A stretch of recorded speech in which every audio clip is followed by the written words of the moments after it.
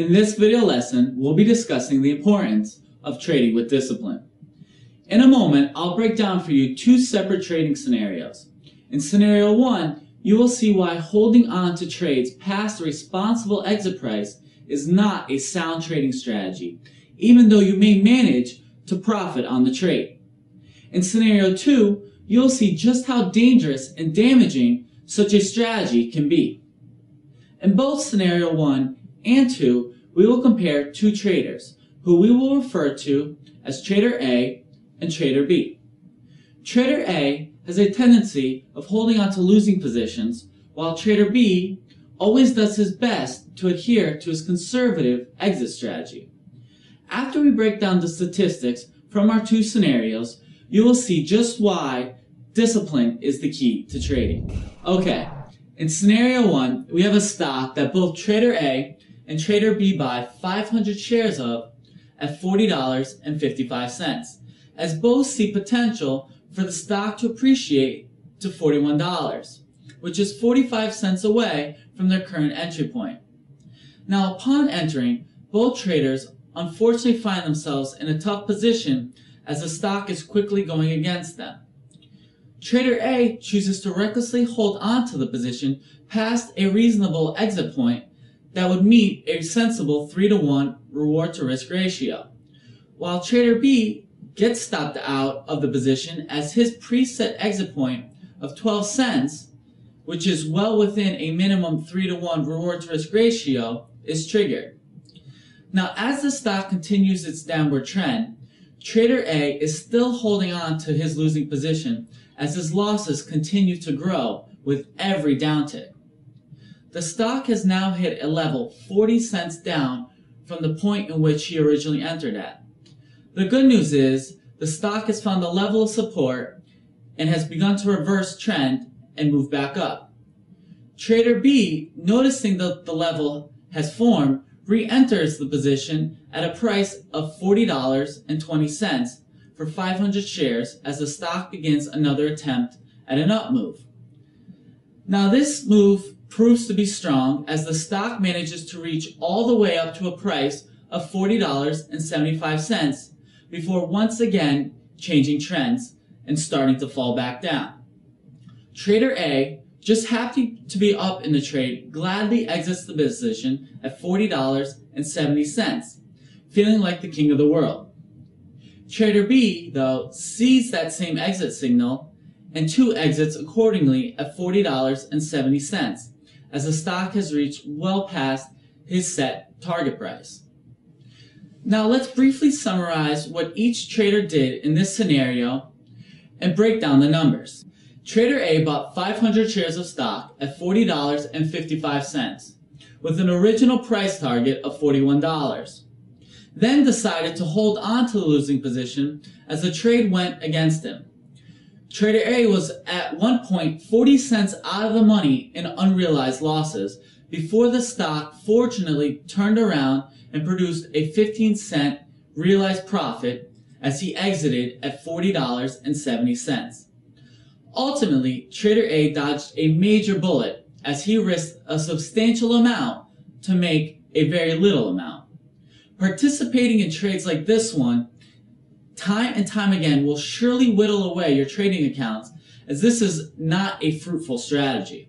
Now, Trader B, who also bought 500 shares originally at $40.55, displayed great discipline and stuck to his preset exit point of 12 cents, which did make sense since it definitely fell in line with the 3-to-1 reward to risk minimum.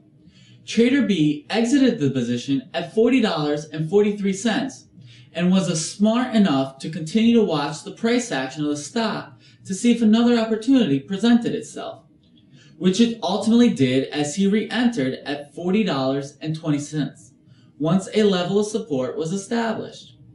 Trader B then exited at $40.70 once the stock began to reverse.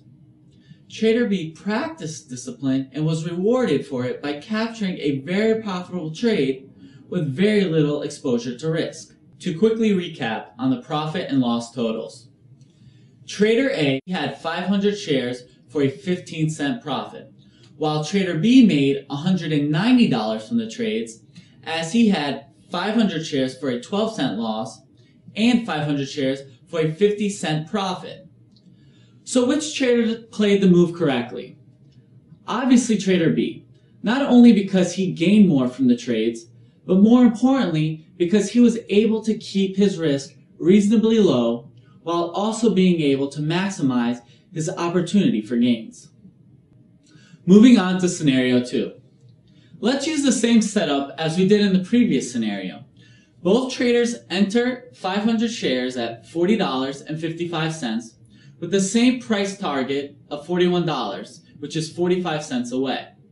Now, just like in the previous example, the stock immediately begins to go down quickly upon entering.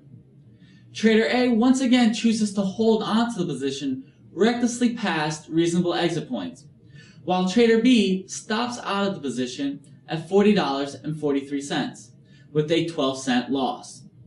Let's also say that just like in the previous scenario, the stock finds a level of support at $40.15. Trader B once again enters into the position at $40.20 for 500 shares and sets an exit point 2 cents behind the current level of support, which is present at $40.15. This time, the stock fails to move back up and breaks the level of support, causing Trader B to once again exit, this time for a 7-cent loss. Trader A, however, still is holding on to his original losing position, hoping that the stock will go back up. The stock continues to fall to $39.75, where it once again finds a new level of support. Trader B again buys 500 shares, this time at $39.81, and places a stop loss exit 2 cents below the current support level.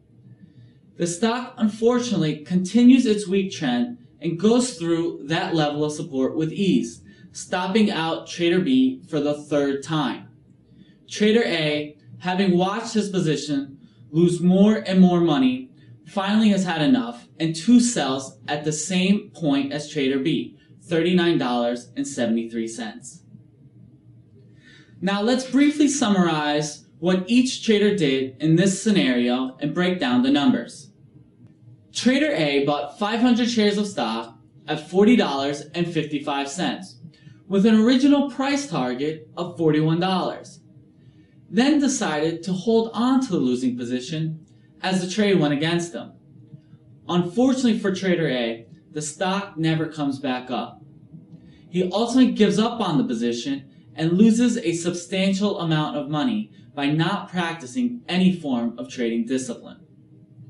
Now Trader B, who ended up buying the stock 3 times only to get stopped out each time for losses, always stuck to the sound exit points he had set, and by doing so managed to keep his losses small.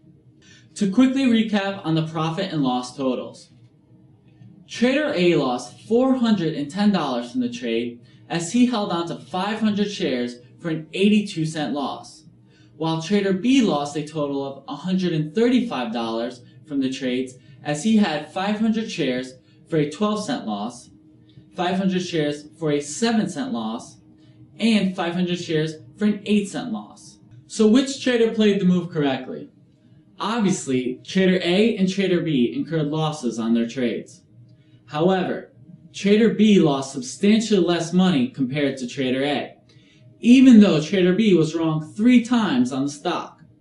More importantly, Trader B was able to keep the losses fairly small by identifying reasonable exit points that fit his 3-to-1 reward to risk ratio. Trader A, however, refused to accept the reasonable losses early and instead let his emotions dictate his trade, not the market. As shown in both Scenario 1 and Scenario 2, simply holding is simply hoping. Try to leave your emotions out of the trade. Flat out holding on to losing positions just because you can't accept that you're wrong is not a good strategy. In fact, it is a strategy that over time will destroy your trading account. Instead, take advantage of a sound, logical strategy that does not rely on hope. Always attempt to limit your risk as much as possible, while allowing yourself the opportunity to maximize your gains. In other words, keep your losses small and let your winners run. By utilizing a bare minimum 3-to-1 reward to risk ratio, you will have the same opportunities to maximize gains while being able to prevent reckless losses. To find consistent success in the markets, it is essential to always trade with discipline.